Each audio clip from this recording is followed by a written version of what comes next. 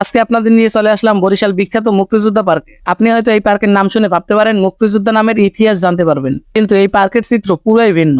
এই পার্কের ভিতর কাপলদের কাজকর্ম দেখে আমি পুরাই হতাশ। কাপলদের কি কি কাজ দেখলাম সেগুলো একটুবার বিস্তারিতভাবে দেখাচ্ছি। আমি এই পার্কের ভিতর গিয়েছিলাম বরিশাল লঞ্চ ঘাটের পাশ দিয়ে, কারণ আমার ইচ্ছে ছিল পার্কটার পাশাপাশি বরিশাল লঞ্চ ঘাটটা আমি ঘুরে দেখবো। তারপর আমি সেখানে গিয়ে 10 টাকা দামের একটি টিকিট কিনে লঞ্চ ঘাটের ভিতরে প্রবেশ করি। আর আপনি যদি বরিশাল লঞ্চ ঘাটে যান তাহলে কিন্তু এরকম একটি সুন্দর ভিউ দেখতে পারবেন। আর আমি এখানে বিকেলে যাওয়ার কারণে এখানে কিন্তু প্রচুর বাতাস ছিল। তারপর আমি লঞ্চ ঘাট থেকে বেরিয়ে মুক্তিযোদ্ধা পার্কের দিকে রওনা দেই। তারপর একটু সামনে গেলেই আপনি বাংলাদেশ কোস্ট গার্ডের জাহাজ দেখতে পারবেন।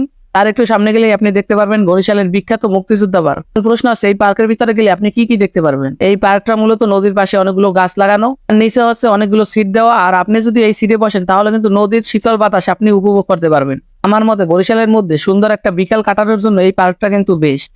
আর আপনি যদি এই পার্কে যান তাহলে কিন্তু অনেকগুলো জিনিস আপনাকে মাথায় রাখতে হবে। প্রথমত, আপনি যদি এই পার্কে যান তাহলে কিন্তু জোড়ায় জোড়ায় অনেক কাপল দেখতে পারবেন। আর সবথেকে গুরুত্বপূর্ণ বিষয় হচ্ছে এই পার্কের ভিতরে কিন্তু অনেকগুলো বাচ্চা চা কফি এগুলো সেল দেয়। আপনি যদি না খেতে চান তারপরও কিন্তু তারা আপনাকে জোর করবে, আপনাকে কিন্তু প্রচুর ডিস্টার্ব করবে। আপনি যদি এগুলো না খেতে চান তারপরও কিন্তু আপনাকে জোর করবে।